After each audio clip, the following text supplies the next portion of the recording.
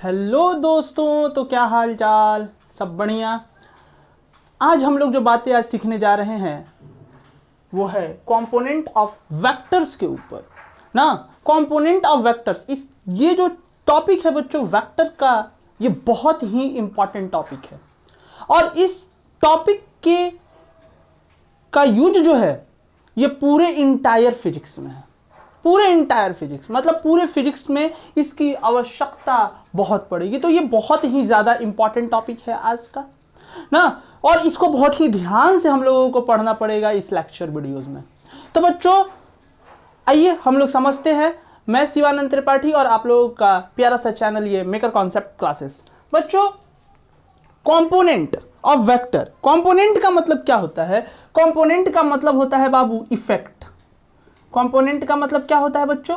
Effect. Effect का मतलब क्या होता है?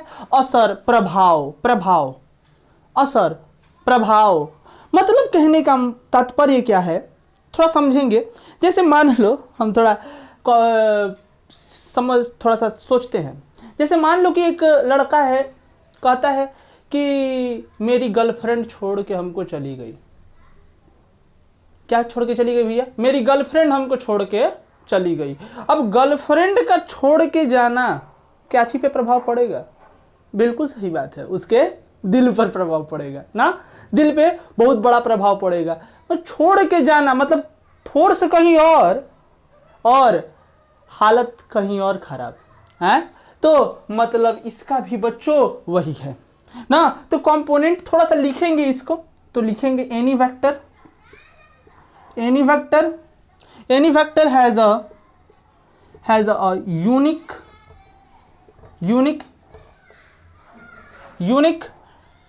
direction, unique direction। full stop देके लिखेंगे also the vector has its component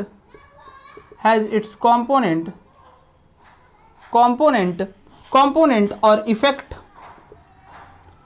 effect along any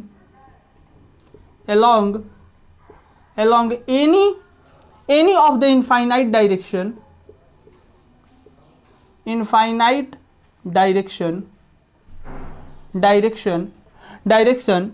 direction। full stop देके लिखेंगे also the component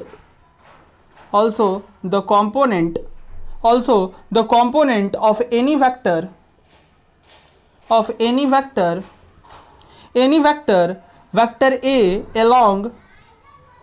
A along a direction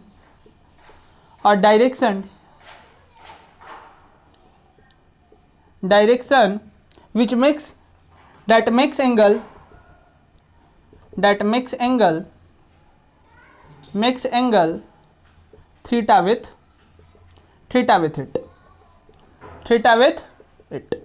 theta with it ना। That's make angle theta with it ना। theta with it will be a cos theta। अच्छा बच्चों हम एक बात पूछेंगे ना, पहले प्रैक्टिकल की पहले थ्योरी। बिल्कुल सही बात है, पहले प्रैक्टिकल होता है बाद में क्या होता है? थ्योरी होता है। अब कोई लड़का गजब बात बोलेगा, सर ये क्या बात बोल रहे हैं? अरे थोड़ा न्यूटन के बारे में सोचो, न्यूटन क्या किया? पहले क्या किया होगा न्यूटन? पहले प्रैक्टिकल किया था न्यूटन, बाद में न्यूटन ने क्या किया बच्चों? थ्योरी किया ना। उस प्रैक्टिकल को लिखा है उन्होंने ना। हम लोग क्या करते हैं? हम लोग पहले थ्योरी पढ़ते हैं और बाद में जाके उस चीज को देखते हैं क्या न्यूटन सही किया है। यही काम हम लोग करते हैं और कुछ नहीं करते। तो कंपोनेंट ऑफ वेक्टर में क्या किया गया बताते हैं। कंपोनेंट ऑफ वेक्टर में क्या किया गया कि मान लो हम लोग रोज देखे होंगे जीवन में जनरेटर को ले जाते हुए, शादी विवाह में बहुत लोगों ने देखा होगा, या फिर ट्रॉली बैग जो आदमी लेके जाता है एक जगह से दूसरे जगह तक, सब कुछ सामान लेके जाता है अपना। तो ट्रॉली बैग, मान लो ये ट्रॉली बैग है अपना, ये मान लो बच्चों अपना क्या है, अरे बोल दो, ट्रॉली बैग है। और ट्रॉली बैग को फोर्स तो तुम इधर के डायरेक्शन में लगाते हो ना बाबू, अरे हाँ या ना? फोर्स कहीं इस डायरेक्शन में लगाते हो। मान लो ये कितना दिए, 10 न्यूटन का फोर्स दिए ना, और यह लेकिन ये चलता किधर की तरफ है, यह चलता किधर की तरफ है? तुम बोलोगे सर ये चलता हॉरिजॉन्टल दिशा की ओर है। अरे फोर्स इधर लगाओगे, इधर थोड़ा ना चलता है, ब्लॉक इधर थोड़ा ना चलेगा, ब्लॉक इधर चलेगा, मतलब तुम्हारा ट्रॉली इधर चलेगा, फोर्स इधर लगाएंगे ट्रॉली इधर चलेगा, मतलब वही ना, गर्लफ्रेंड छोड़ के गई, फोर्स कहीं और, छोड़ने वाला फोर्स है। अरे सोचो ना, थोड़ा छोड़ने वाला फोर्स है ना, लगा है जबरदस्ती का, दिल पे धोखा। अरे बाप रे बाप ना है। अब बताओ, सब दिल जला है, सब दिल जला है, सब के गर्लफ्रेंड छोड़ दिए। तो ये एंगल कितना है बाबू? मान लेते हैं ये एंगल हमारा 60 डिग्री है, 60 डिग्री है मान लेते हैं, और ये अपना 2 kg का ब्लॉक होता। अब मान लो एक आदमी ने फोर्स लगाया 10 न्यूटन का इधर के दिशा की ओर, लेकिन यह जो ब्लॉक है किसी हॉरिजॉन्टल दिशा की ओर चलना स्टार्ट किया, फोर्स कहीं और असर कहीं और, प्रभाव कहीं और, तो इसी को कहते हैं बाबू कंपोनेंट ऑफ वेक्टर। कहता है क्या? किसी भी वेक्टर का एक खास दिशा होता है, एक यूनिक दिशा होता है, ऑलवेज यूनिक दिशा होगा एक वेक्टर का, इतना याद रखना, एक खास दिशा होगा ना। वेक्टर का जो कंपोनेंट इफेक्ट जो होगा, असर जो होगा, प्रभाव जो होगा, वह इनफाइनाइट अनगिनत दिशाओं में होगा। क्या होगा बच्चों? अनगिनत दिशाओं में, 1-2 दिशाओं में नहीं, अनगिनत दिशाओं में होगा। और कहता है क्या? कंपोनेंट ऑफ वेक्टर जो होगा वह हमेशा जिस भी दिशा के अलोंग थीटा एंगल बना के रखा हुआ है, उस दिशा के अलोंग उसकी कंपोनेंट कितनी होगी? a cos थीटा के बराबर। कितने के बराबर? a cos theta, sine theta नहीं, कंपोनेंट ऑलवेज कितना? a cos theta. गांठ बांध के याद रख लोगे। क्या बोले? a cos थीटा एकदम निश्चित है बाबू ना, साइन वाइन कुछ नहीं होता है, सिर्फ कंपोनेंट क्या होता है? cos थीटा होता है, याद रखना ना। अब a cos थीटा, ठीक है बाबू। अब देखो, अब ये फोर्स 10 न्यूटन का इसने लगाया और ये इधर की तरफ चला, तो ये हो गया मान लो 5 न्यूटन की तरफ से असर और प्रभाव किसी और दिशा के अलोंग चला होता ना, किसी और दिशा के अलोंग 5 न्यूटन के फोर्स से वो चला होता। अगर यह 5 न्यूटन के फोर्स से अगर किसी दिशा के अलोंग चल रहा है बच्चा ना, हॉरिजॉन्टल दिशा के अलोंग, तो जरा देखो 10 cos 60 करो तो 60 का मान 1/2 काट दो, कितना? 5 न्यूटन। देखो आ गया कि नहीं? ये प्रैक्टिकली और ये थ्योरेटिकली। तो हमेशा कंपोनेंट ऑफ वेक्टर कितना होगा बाबू? a cos थीटा होगा, ये याद रखेंगे। कोई प्रॉब्लम ना। कंपोनेंट क्या होता है? कंपोनेंट का मतलब होता है इफेक्ट, इफेक्ट का मतलब होता है असर, प्रभाव, मतलब हम किसी दिशा के अलोंग वेक्टर लग रहा है और उसका जो असर है, उसका जो प्रभाव है किसी और दिशा के अलोंग लग रहा है, तो उसी जो दूसरे दिशा के अलोंग जो असर प्रभाव लग रहा है उसी को क्या कहेंगे? कंपोनेंट ऑफ वेक्टर कहेंगे। समझ में आ गया? कोई प्रॉब्लम ना। आगे हम लोग बढ़ने की कोशिश करते हैं। जरा ध्यान से देखो बाबू, हमने बोला कि इनफाइनाइट दिशाओं में, हमने बोला क्या बोला? इनफाइनाइट दिशाओं में, अनगिनत दिशाओं में, अनगिनत, 1-2 दिशा नहीं बाबू, कितना दिशा? अनगिनत दिशा ना। अनगिनत दिशाओं में ना, अगर हमारा ये मान लो, अगर ये हमारा वेक्टर a है, अगर ये मान लो अपना बच्चों क्या है? वेक्टर a है, और यह जो वेक्टर a है यह वेक्टर b के साथ, हम मानते हैं किसके साथ? वेक्टर b के साथ एंगल कितना बनाता है? थीटा बनाता है। कितना बनाता है बाबू? अरे थीटा बनाता है। ये मान लो वेक्टर c है, तो वेक्टर c के साथ कितना एंगल बनाता है? मान लो ये भी थीटा ही बनाता है। तो बच्चा इस वेक्टर a का कंपोनेंट वेक्टर b के अलोंग बताना, तो बिल्कुल सही, a cos theta. Vector c के अलोंग a cos थीटा, याद हो गया। मतलब कंपोनेंट जो होगा वो ऑलवेज कितना होगा? a cos theta. अब अगर हम ये एक एग्जाम्पल से बताने का कोशिश करें बच्चों, ये मान लो एक हमारा पेन है और ये हमारा मार्कर, तो अगर ये एंगल हमारा, ये मान लो हम थोड़ा देर के लिए अपने मार्कर को हम वेक्टर मान लेते हैं और ये इसके साथ एंगल थीटा बनाता है, तो इसका कंपोनेंट इसके अलोंग कितना होगा? a cos theta. थोड़ा सा रोटेट कर दिए, फिर भी एंगल सेम रहा तो a cos theta, a cos theta. अगर एंगल चेंज नहीं कर रहे हैं इनफाइनाइट दिशाओं में, तो वेक्टर का जो कंपोनेंट होगा, जो असर होगा, जो प्रभाव होगा, जो इफेक्ट होगा, वह ऑलवेज कितना बना रहेगा? a cos थीटा के बराबर, वह बदलेगा नहीं। याद हो गया होगा ना। तो इसी बात को हम लोग एक बार लिख भी ले ना, इसी बात को एक छोटा सा करके लिख लेते, क्या प्रॉब्लम है ना। आओ लिख लेते हैं ना। तो स्टार दे के हम लोग लिख लेते हैं, a vector may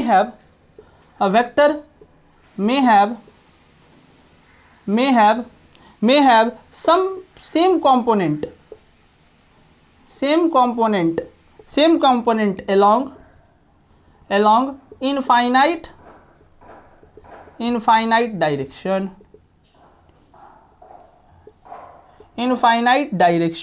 direction full stop देके लिखेंगे। also the vector has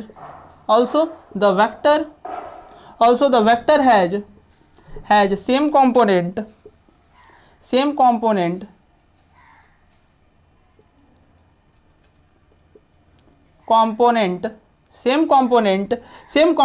along all those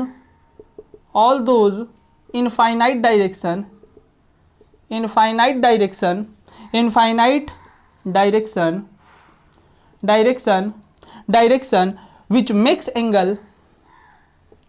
which makes angle theta with it, which makes same angle लिख दो, बहुत अच्छा रहेगा, which makes same angle with vector।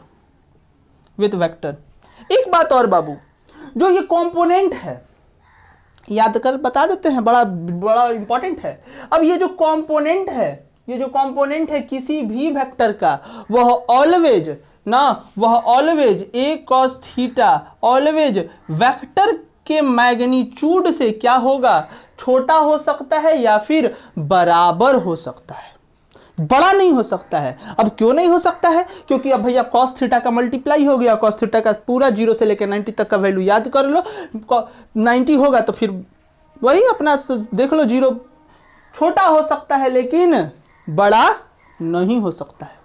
कोई प्रॉब्लम। अब आओ हम लोग बच्चों कुछ और नेक्स्ट बातें करते हैं, समझ में आ गया होगा। नेक्स्ट बातें करते हैं ना बाबू, नेक्स्ट बातें हैं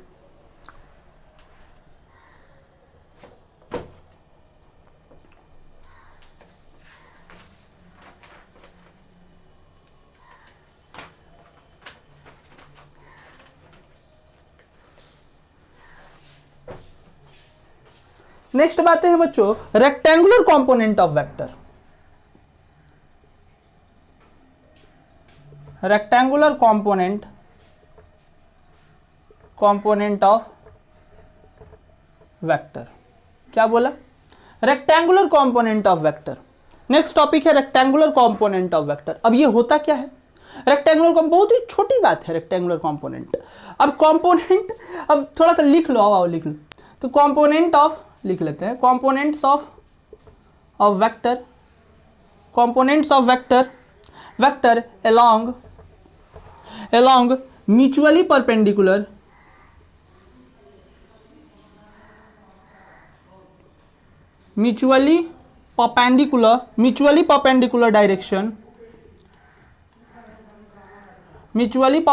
direction are said to be rectangular component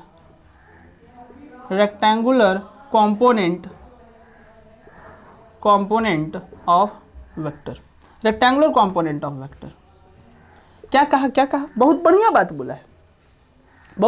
बोला है, बोलता क्या है, जरा ध्यान से देखेंगे बच्चों, जरा ध्यान से देखेंगे ना, एक सेकंड, जरा ध्यान से देखेंगे। ये देख लो बाबू, हमारा ये दो वेक्टर्स, ये हमारा मान लो वेक्टर है और ये मैंने रख दिया, और ये इस वेक्टर का कंपोनेंट इसके दिशा के अलॉन्ग निकाला, इसी वेक्टर का कंपोनेंट इस दिशा के अलॉन्ग निकाला, और मैंने वेक्टर के कंपोनेंट निकालने के बाद हमने यह देखा कि यह दोनों कंपोनेंट एक दूसरे के ऊपर क्या है, परपेंडिकुलर है। एक दूसरे के ऊपर क्या है, परपेंडिकुलर है। अब जैसे ही परपेंडिकुलर हो गए एक दूसरे के ऊपर, तुम लोग क्या बोलोगे, कि यह दोनों जो कंपोनेंट है ये कैसे कंपोनेंट कहलाएंगे, rectangular component of a vector कहलाएंगे। समझ में आ गया, क्या कहलाएंगे, rectangular component of a vector कहलाएंगे। कोई प्रॉब्लम ना, rectangular component of a vector कहलाएंगे। एक चीज और एक स्टार देके लिख लेना कि अ नंबर ऑफ, बहुत ही अच्छी बात है, बहुत ही अच्छी बात है, a number of vector, a number of vector can together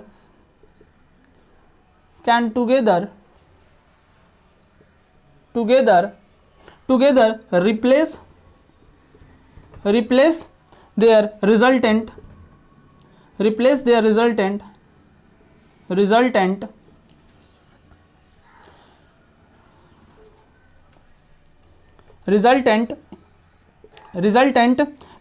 and vice versa ना। मतलब कहता क्या है कि number of vector, a number of vector can together replace their resultant. कहता क्या है, बड़ा बढ़िया बात बोला है, जरा ध्यान से सुनो। हमने बोला कि रेक्टेंगुलर कंपोनेंट किसको कहते हैं, रेक्टेंगुलर कंपोनेंट, आ जाओ एक मिनट हम थोड़ा समझने का कोशिश करते हैं ना। रेक्टेंगुलर कंपोनेंट कहते किसको हैं, हमने अभी समझाया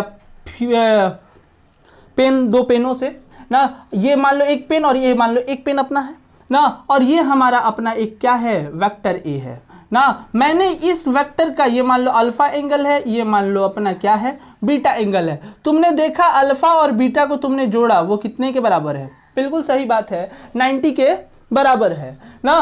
अब इस वेक्टर ए का कंपोनेंट इस दिशा के अलॉन्ग निकाला, कितना निकला, ए कॉस अल्फा निकला। इसका कंपोनेंट इसके अलॉन्ग निकाला, ए कॉस बीटा निकला ना। अब बच्चा ये दोनों क्या हैं, रेक्टेंगुलर कंपोनेंट हैं, किसके, इसके। क्यों, क्योंकि ये दोनों कंपोनेंट एक दूसरे के ऊपर क्या हैं, परपेंडिकुलर हैं। क्या है बच्चों, परपेंडिकुलर है ना। अब जैसे ही परपेंडिकुलर है तो क्या हो गया ना, तो A cos alpha plus A cos beta equal to A vector. कहने का तात्पर्य क्या है कि अगर वही जो स्टार वाली अभी जो बात कहे हैं कि ये जो वेक्टर की ये जो कंपोनेंट है ना, ये जो वेक्टर की कंपोनेंट्स हैं, वह वेक्टर को अकेला क्या कर सकता है, रिप्लेस कर सकता है, और यह अकेला वेक्टर इन दोनों को क्या कर सकता है, रिप्लेस कर सकता है, वाइस वर्सा ना। अब कहने का तात्पर्य क्या है, जरा ध्यान से देखना कि ये मान लो एक ब्लॉक है बच्चों ना, अगर इस ब्लॉक को अगर किसी ने 2 न्यूटन से फोर्स से धक्का दिया ना, किसी मजदूर को बुलाए और बोले कि 2 न्यूटन से फोर्स को धक्का दो और इसको 2 किलोमीटर लेके चले जाओ ना, 2 किलोमीटर लेके चला गया, ठीक है ना, 2 न्यूटन के फोर्स से ना। अब मान लो इसका तबीयत खराब हो गया, ये जो आदमी मजदूर था उसका तबीयत खराब हो गया। अब तुमने क्या किया, 2 अलग अलग मजदूर को बुलाया, लेकिन उनके पास ताकत एक न्यूटन का था। क्या था, एक न्यूटन का था। तो वो क्या करेंगे, एक न्यूटन का था और वो 2 किलोमीटर रिप्लेस करके लेके चले गए, सेम डिस्प्लेसमेंट ना। तो क्या हुआ, इन दोनों आदमियों ने इसको रिप्लेस कर दिया, और इसने, अगर इन दोनों का तबीयत खराब हो जाएगा तो बिल्कुल सही बात है, इसको बुलाना पड़ जाएगा। मतलब ये अकेला इन दोनों को रिप्लेस करेगा और ये दोनों इसको क्या करेगा, रिप्लेस करेगा। समझ में आया, यही है rectangular component of a vector. Rectangular component of vector क्या है कि कब कहलाएगा rectangular component, 2 vector rectangular component तब कहलाएंगे जब दोनों कंपोनेंट वेक्टर का क्या हो, एक दूसरे के ऊपर परपेंडिकुलर हो। ठीक है, तो बच्चों आज के लिए इतना ही। Have a nice day, thank you. अगले क्लास में हम लोग रेजोल्यूशन ऑफ वेक्टर के ऊपर डिस्कस करेंगे।